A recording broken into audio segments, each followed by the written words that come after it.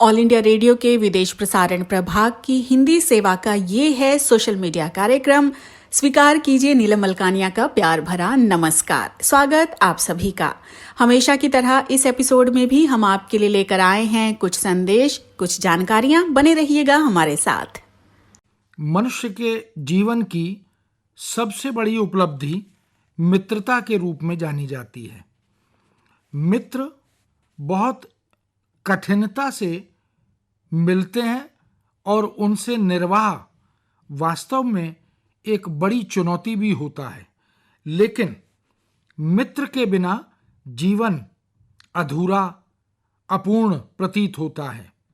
जीवन में सरसता रूपी स्रोतस्विनी गंगा के समान निर्मल और पवित्र मानवीय मूल्य है मित्रता। सच्ची मित्रता युगल देह में एकल आत्मा की गामी होती है। यह एक औषधि के समान है। आचार्य रामचंद्र शुक्ल ने भी मित्रता नामक निबंध में यही लिखा है। जिस प्रकार अच्छी माता धैर्य के साथ सभी कष्टों को सहन कर मधुर व्यवहार करती है, उसी प्रकार सच्चा मित्र अपने मित्र को बड़े धैर्य पूर्वक कुमार्ग से हटाकर स्नेह के साथ सन्मार्ग पर ले आता है। अर्थात मित्रता वह जो अपने उचित मूल्यों का वर्धन भी करे। मित्रता शब्द मित्र में तल जमा टाप लगकर बनाया गया है, जो मित्र होने की अवस्था, धर्म या भाव को सूचित करता है। एक व्यक्ति या प्राणी की अन्य व्यक्ति या प्राणी के साथ प्रीति, मैत्री या मित्रता वही मित्रता के रूप में जानी जाती है। जैसे सुग्रीव और राम की मित्रता। ऐसा भी कहा जाता है कि तुलसी ने मित्र के लक्षणों की चर्चा करते हुए रामचरितमानस में मित्रता के विषय में बहुत से महत्वपूर्ण बिंदुओं को रखा। जे न मित्र दुख होई दुखारी, तिनहि बिलोकत पातक भारी।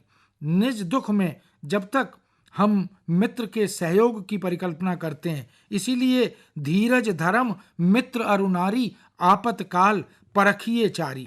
तो इस तरह हम देख सकते हैं कि मित्रता के विषय में भारतीय संस्कृति में, भारतीय मूल्यों में इसकी परख और कसौटी पर कवियों ने, संतों ने, समाज सुधारकों ने अपने अपने जीवन अनुभव के आधार पर विस्तार से चिंतन किया है। आगे कह मृदु बचन बनाई, पीछे अनहित मन कटुलाई, जाकर चित्त अहीमति सम भाई, अस कुमित्र परिहरें भलाई।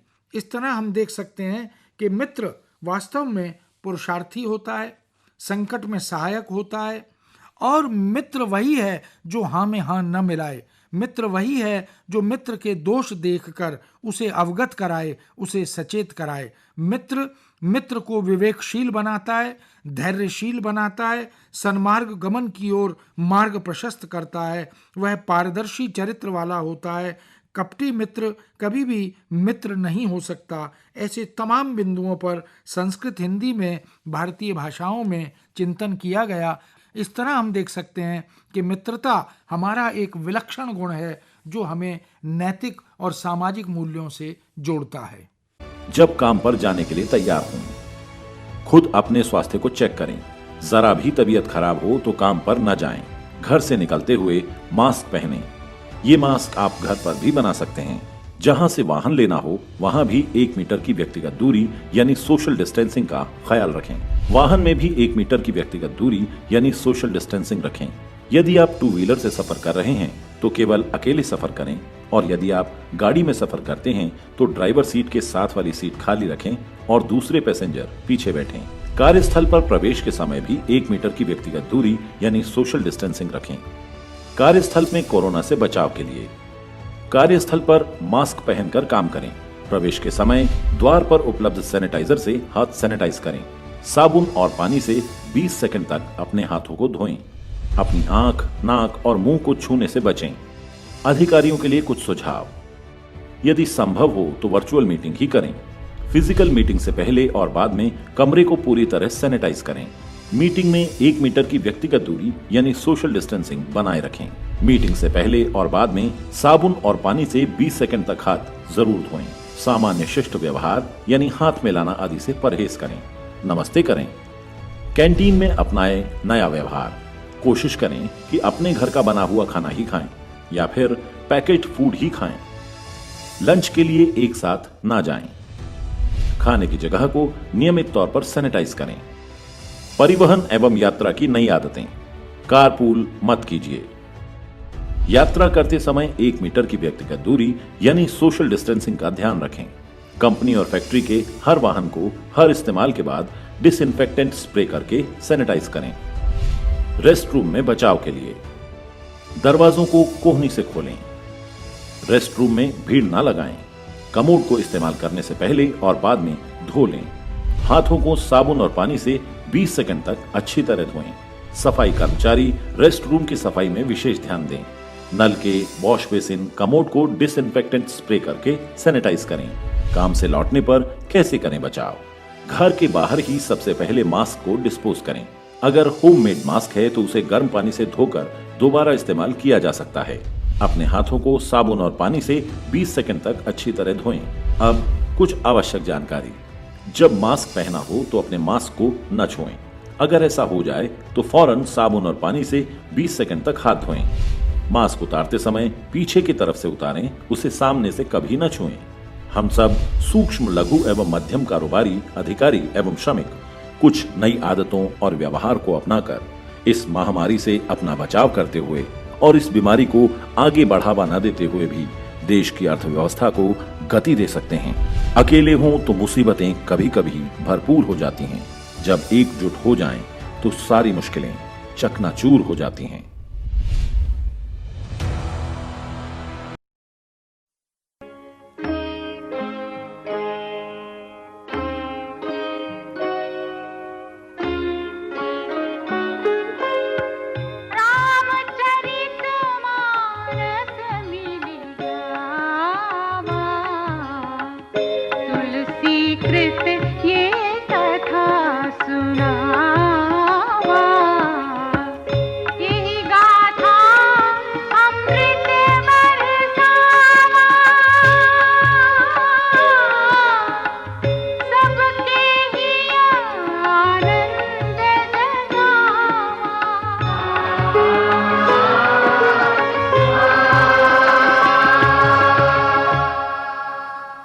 श्री रामचरितमानस की रचना का आरंभ करते हुए गोस्वामी तुलसीदास ने न केवल अनेक देवों, सज्जनों तथा दुष्टों की वंदना की है, वरन काव्य सृजन में अपनी अक्षमता तथा हर प्रकार से असमर्थता भी प्रकट की है।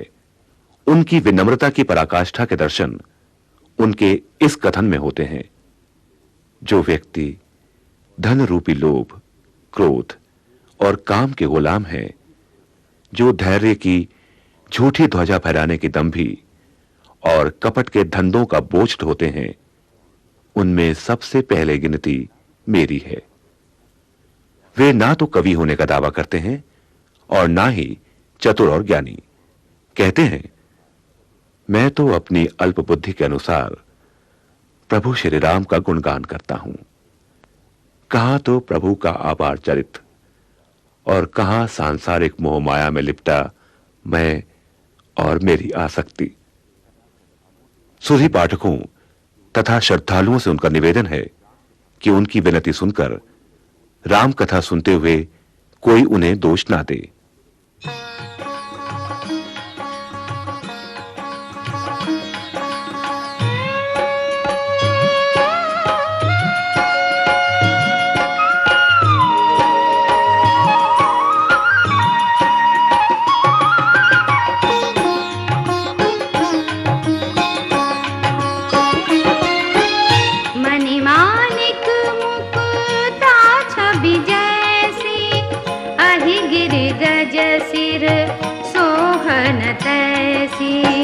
नृप किरीट तरुणी तनु पाई, लहहि सकल शोभा दिखाई।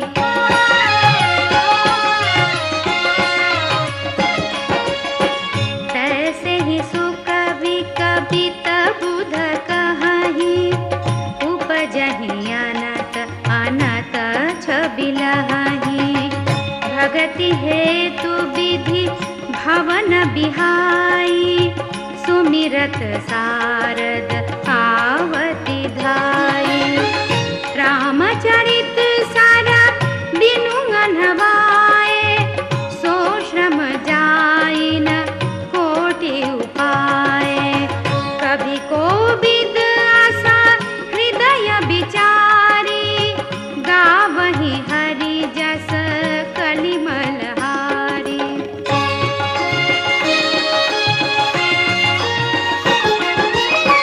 कीन्हे प्राकृत जन गुण गाना, सिर धुनि गिरा लगत पछिताना। हृदय सिंधु मति सीप समाना, स्वाति शारदा कहीं सुजाना। जो बरसाई बर बारी विचारू, होहि कवित मुक्ता मन चारू।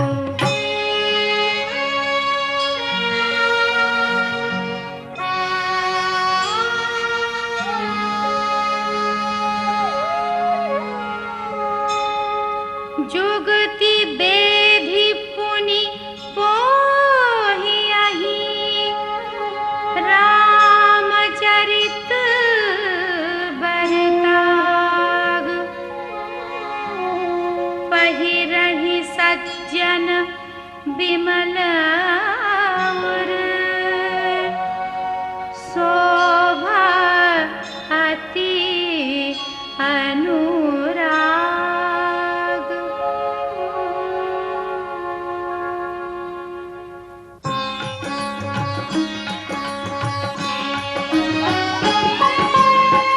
जे जन में कली काल कराला, करतब बायस बेश मराला। चलत कुपंथ वेद मग छाणे, कपट कलेवर कलिमल भाणे।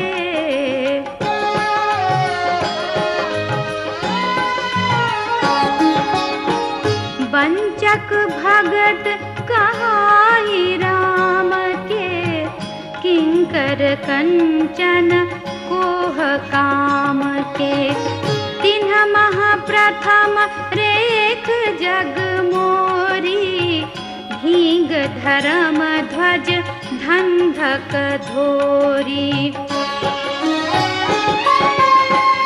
जो अपने अवगुण सब कहूँ, बाढ़ई कथा पार नहीं लहूँ। ताते मैं अति आलप बखाने, थोरे महु जानी हहि सयाने।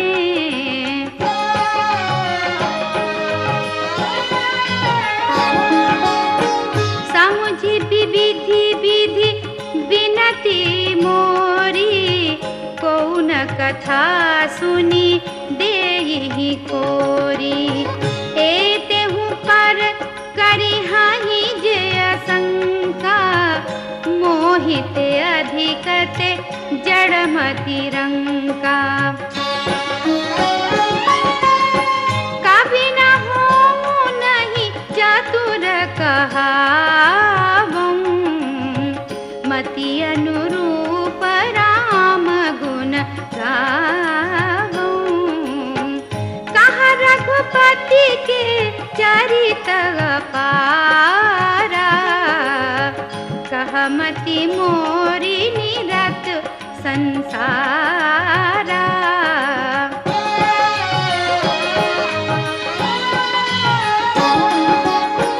जेहि मारुत गिरि मेरुड़ाही, कहु तूल के ही लेखे माही।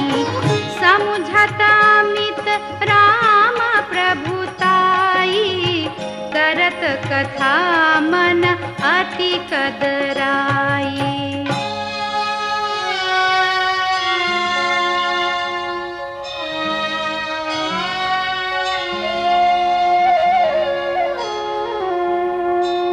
सारद शेष महेश विधि आगम निगम पुराण। नेति नेति कही जासु गुण करहि निरंतर गान।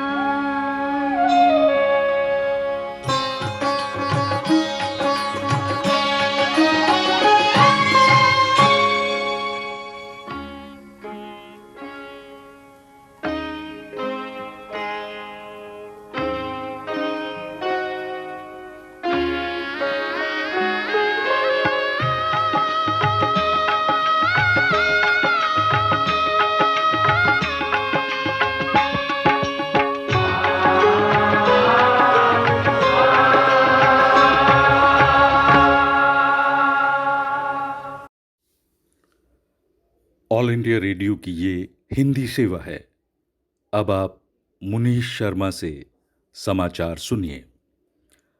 पिछले 24 घंटे के दौरान भारत में कुल 7,418 रोगी कोविड-19 के संक्रमण से मुक्त हो चुके हैं, जबकि अभी तक भारत में यह आंकड़ा 1,69,798 को छू रहा है। संक्रमण मुक्ति की दर फिलहाल 51% है। देश में कोविड-19 से संक्रमित मरीजों की तुलना में संक्रमण मुक्त लोग 16,692 अधिक हैं। केंद्रीय गृह मंत्री अमित शाह ने दिल्ली में संक्रमण की स्थिति पर एक सर्वदलीय बैठक की है और दिल्ली सरकार की मदद के लिए टीम तैयार की है। इससे पहले श्री अमित शाह दिल्ली के मुख्यमंत्री और उपराज्यपाल से भी मिल चुके हैं। भारतीय रेल दिल्ली को 500 रेल के डिब्बे मुहैया कराएगी, जिनका उपयोग संक्रमित मरीजों के लिए होगा। इससे दिल्ली में 8,000 अतिरिक्त बिस्तर उपलब्ध हो सकेंगे, जबकि इसी सप्ताह 20,000 और बिस्तर उपलब्ध कराए जाने हैं।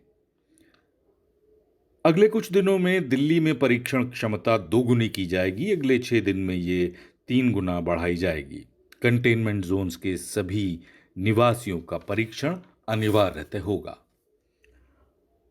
गुजरात, मध्य प्रदेश और राजस्थान में कोविड-19 संक्रमण की गति काफी धीमी पड़ गई है। इन तीनों ही राज्यों में दैनिक मामले भी अब स्थिर गति से बढ़ रहे हैं। आवश्यक सेवाओं के लिए मध्य व पश्चिमी रेलवे ने मुंबई में अपनी सेवाएं बढ़ा दी हैं। स्थानीय जन अब सवेरे 5:30 से रात 11:30 बजे तक सफर कर पाएंगे। ये सेवाएं चर्च गेट से विरार, कसारा से कारजात और ठाणे के बीच चलेंगी। इस्लामाबाद में भारतीय उच्चायोग के 2 अधिकारी लापता हैं। इससे पहले भारत के प्रभारी अधिकारी का पीछा करके उन्हें परेशान किया गया था। भारत ने पाकिस्तान से कहा है कि वो राजनयिक संधियों का सम्मान करे और भारतीय उच्चायोग के अधिकारियों को डराना धमकाना बंद करे। फ्रांस ने प्रतिबंधों में कमी की है और नागरिकों को देश से बाहर की यात्रा करने की छूट दे दी है। स्कूल 22 जून से पुनः खुल सकेंगे। उधर चीन की राजधानी पेइचिंग में संक्रमण के कुछ नए मामले सामने आए हैं और इसे देखते हुए अधिकारियों ने कुछ और इलाकों में लॉकडाउन लागू कर दिया है। बाजार और स्कूल भी बंद किए गए हैं। और इसके साथ ही ये समाचार बुलेटिन समाप्त हुआ। श्रोताओं, ये समाचार हमें विदेश प्रसारण प्रभाग के वार्ता एकांश से प्राप्त हुए। नौटंकी नाम सुनते ही आंखों के सामने इंद्रलोक की परियों का ध्यान आ जाता है। परलोक की इन अप्सराओं की सुंदरता आंखों के सामने नाचने लगती है। बहिष्ठ की हूरों को देखने को मन मचल उठता है। नौटंकी के रूप सौंदर्य के कारण लोक कलाकारों ने इसे अपनी नौटंकियों में स्थान दिया। नौटंकी में जहाँ रूप है, सौंदर्य है, वहाँ चंचलता तथा छल भी है। रूप में इन गुणों का आना स्वाभाविक है। लोकनाट्य नौटंकी की परंपरा पेशेवर रंगकर्मियों ने आरंभ की। इनमें अभिनेता भड़कीली पोशाक पहनते हैं। यह पोशाक मूल कथा के अनुरूप होती है। इसमें स्त्रियां ही पुरुषों का रोल अदा करती हैं। नौटंकी कथा किसी रूमानी घटना से संबंधित होती है। कथा में नायक खलनायिका द्वारा संघर्ष उत्पन्न किया जाता है। नौटंकी का मंच शास्त्रीय विधि विधान से नहीं बनाया जाता। किसी उद्यान या खुले स्थान पर इसका मंचन किया जाता है। सामान्यतः भादों आश्विन की चांदनी रातें इसके लिए अधिक उपयोगी मानी जाती हैं। दर्शक जमीन पर बैठकर कथा का आनंद लेते हैं। प्रकाश की दृष्टि से पेट्रोमक्स या बिजली के बल्ब काम में लाए जाते हैं। यूँ तो हर रूमानी लोकनाट्य फोक प्ले का नाम दिया जा सकता है, लेकिन हरियाणा में पंडित लक्ष्मीचंद ने नौटंकी पात्र को ही अपने स्वांग की मुख्य नायिका बनाया है। उन्होंने इस स्वांग का नाम ही नौटंकी रखा है। पंडित लक्ष्मीचंद की नौटंकी कथा दो शहरों का संबंध जोड़ती है जो अब पाकिस्तान में है। कथा का नायक फूल सिंह सियालकोट के रहने वाला है। नायिका नौटंकी राजा करण सिंह की पुत्री है जो मुल्तान शहर में रहती है। इन दोनों स्थानों की कथा को जोड़ने वाली नायक फूल सिंह की पड़ोसन एक सेठानी है जो विवाह से पूर्व अपने मायके में मुल्तानपुर में ही रहती थी। कथा के अनुसार सियालकोट के राजा गजय सिंह की मृत्यु के बाद उसका बड़ा लड़का गद्दी पर बैठा। उसका विवाह हो चुका था।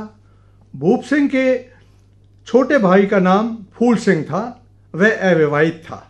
एक दिन कुंदन सेठ की सेठानी भूप सिंह के घर आई और कहा, तुम फूल सिंह की भाभी हो, तुम जानबूझकर उसका विवाह नहीं कर रही। फूल सिंह की भाभी सेठानी के व्यंग्य को ताड़ गई। उसने उसे बुरा भला भी कहा। फूल सिंह बाहर से आया तो उसने भाभी से पानी का गिलास मांगा। भाभी तो गुस्से में भरी बैठी थी। भाभी ने उससे कहा, विवाह कराओ और उसी से पानी मांगो। इस ईसा छैल बना हंड ऐसे इंदर की हूर चाहिए से कितने लाऊं टोक है बहु दुनिया में नई नवेली। भाभी फिर कहती है, जे इसी हुक्म चलाना चाहे ते नौटंकी ते ब्याह करवा ले। वह फूल सिंह को फिर उत्तेजित करती हुई कहती है, चाहे 100 बार पानी पी देकर देवर तने प्यावेगी तेरी नार। ईसा से तो जाके ब्याह ले इस छोरी नई जहान में। देवर फूल सिंह भाभी को चुनौती देता है, ना हो के अख्तियार पड़ूंगा, चाहे कितना बीमार पड़ूंगा, उस नौटंकी के बाहर पड़ूंगा जो तेरे मर्ज की लायक से। इस तकरार के बाद देवर भाभी ने बड़े भाई को एक दूसरे की बढ़ चढ़कर शिकायत लगाई। फूल सिंह पड़ोसन सेठानी के पास नौटंकी का अता पता पूछने पहुंचा। उसने सारा रास्ता बता दिया। मित्र कुंदन सेठ ने कहा, तुम मुल्तान शहर जा रहे हो, लो मेरे कहने से मोती हार जवाहर अशरफी ले जाओ, जरूरत पड़ने पर काम आएंगे। फूल सिंह घोड़े पर सवार हो मुल्तान शहर पहुंचा। उसने अपना घोड़ा नौटंकी के बाग में बांध दिया। मालिन ने उसे रोका। फूल सिंह ने उसे 5 अशरफी दी और नौटंकी के मिजाज के बारे में जाना। फूल सिंह ने कहा, मुझे किसी तरह नौटंकी से मिला दो, मैं रात भर उसके लिए एक माला गूंथता हूँ, मेरी तरफ से उसे यह माला भेंट कर देना। उसने माला की डसों में हीरे मोती पिरो दिए। अगले दिन मालिन माला लेकर नौटंकी के पास गई। नौटंकी माला देखकर दंग रह गई। उसने कहा, सच सच बता कि यह इतनी सुंदर माला किसने गूंथी है। पहले तो उसने टाल मटोल की, फिर झूठ मूठ कह दिया कि मेरे पास मेरे भांजे की बहू ठहरी हुई है, उसने यह माला गूंथी है। नौटंकी ने कहा, आज रात उसे मेरे महल में भेजो, मैं ऐसी कलाकार औरत से मिलना चाहती हूँ। मालिन घबरा गई। उसने बाग में आकर फूल सिंह से सारी आप बीती बता दी। फूल सिंह को आश्चर्य हुआ कि वह जनाना वेश धारण कर कैसे जाएगा? यहाँ कवि ने पुरुषों द्वारा कार्य सिद्धि के लिए स्त्री रूप धारण के अनेक उदाहरण दिए हैं, जैसे विष्णु, शिव, कीचक उनमें से हैं। कवि ने क्षेत्र के सभी आभूषणों, 16 श्रृंगार का हृदयग्राही चित्रण किया है, जो इस रोमानी नौटंकी नाटकों का आवश्यक अंग माना जाता है। फूल सिंह अपने जनाने रूप पर खुद मोहित हो गया। मालिन ने कहा, क्या तारीफ करूं जोबन की, रंग तेरी उनिहार खिला, गहने बस्तर पहन रही सखी, तेरा खूब श्रृंगार खिला। मालिन फूल सिंह को जनाने वेश में नौटंकी के पास ले गई। वह तो उसे देखने को पहले ही बेताब थी। उसने कहा, तावड़ी बुलाई रे आई, देर में बहू, कद की परूं तेरे ते मैं, वे मेरे प्यार की बहू। दोनों ने मिलकर चित्रण कवि ने बखूबी से किया है। आनंद होने लगे काया में, जब हाथ लगे हाथा में, मिश्री कैसी डली घुड़ लगी आपस की बाता में। ओठा पे पान की पाना की रे लाली, बोले रे बोल रसीली, चंद्रमा से चेहरे दम करें आंखें बड़ी कटीली। नौटंकी तो फूल सिंह को के रूप पर मोहित थी। उसने कहा, एक दिन मेरे पास निवास करो। फूल सिंह ने बहाना बनाया कि उसके बच्चे छोटे हैं, वे दिन भर इधर नहीं ठहर सकती। चलते समय फूल सिंह ने पूछा कि उसका विवाह अभी तक क्यों नहीं हुआ? नौटंकी ने कहा, हमारे शहर में एक दाना है, जो उसे मारेगा मेरे पिता उसी के साथ मेरा विवाह करेंगे। विदाई से पूर्व नौटंकी सोच रही थी, काश यह मर्द होता, दोनों की जोड़ी खूब जचती। फूल सिंह बाग की तरफ चल दिया। नौटंकी ने कहा, मैं भी बाग में आऊंगी, दोनों मिल बैठकर बाग में मीठी मीठी बातें करेंगे। अगले दिन नौटंकी बाग में आई। दोनों एक पीर की मढ़ी के पास बैठे थे। नौटंकी ने कहा, काश तुम पुरुष बन जाओ और मेरे साथ विवाह कर लो। चलो पीर बाबा से मन्नत मांगते हैं, शायद वह तुम्हें मर्द बना दे। उसने मढ़ी के सामने खड़ी होकर कहा, बाबा पीर, अगर मेरी सहेली औरत से मर्द बन जाए तो मैं आप पर गुड़ की भेली चढ़ाऊंगी। नौटंकी ने फूल सिंह के हाथ पर हाथ रखा। उसे महसूस हुआ जैसे दूसरा हाथ पुरुष का है। वह बाबा पीर की कृपा पर चकित रह गई। फूल सिंह ने जनाना वेश उतारा। नौटंकी उनके नए खिले रूप को देखकर मोहित हो गई।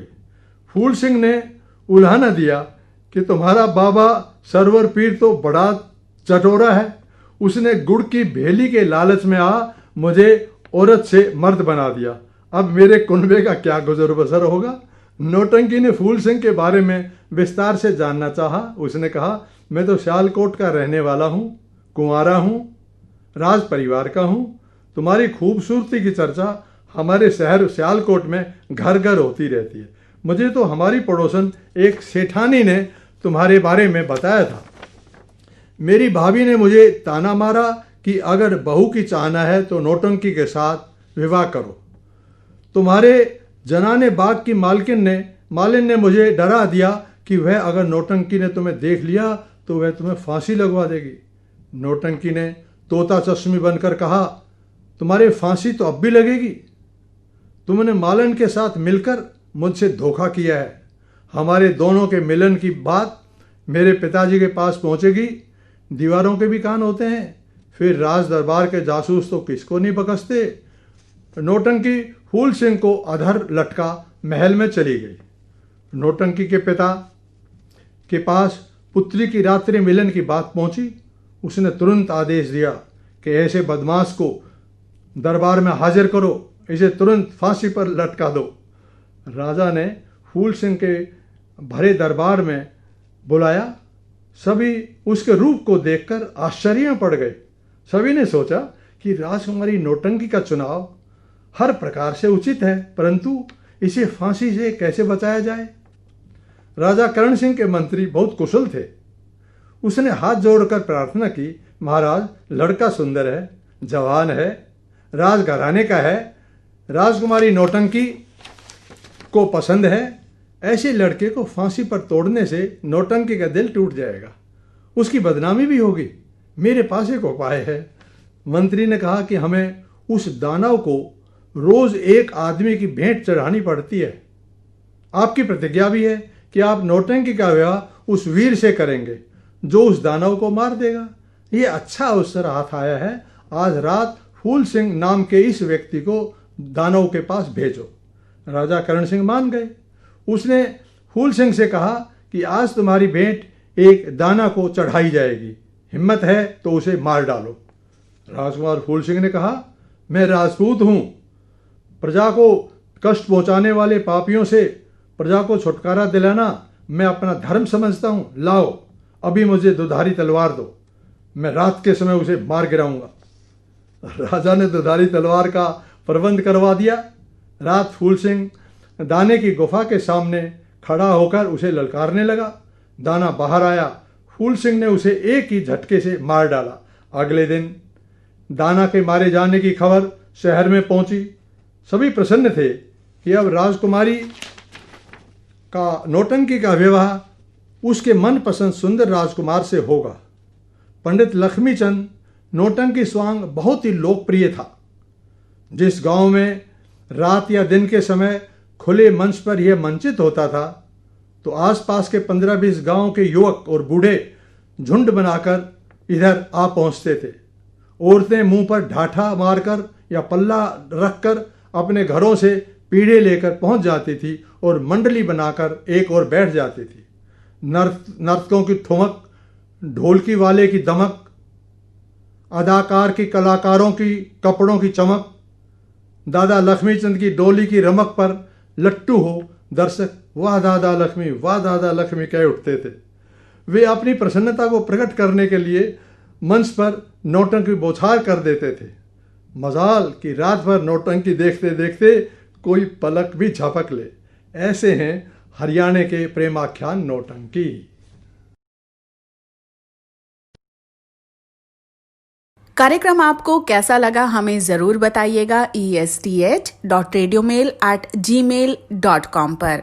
अपना ध्यान रखिए, अपने परिवार का ध्यान रखिए। अगले अंक में हम फिर हाजिर होंगे। अब मुझे यानी नीलम मलकानिया को दीजिए इजाजत।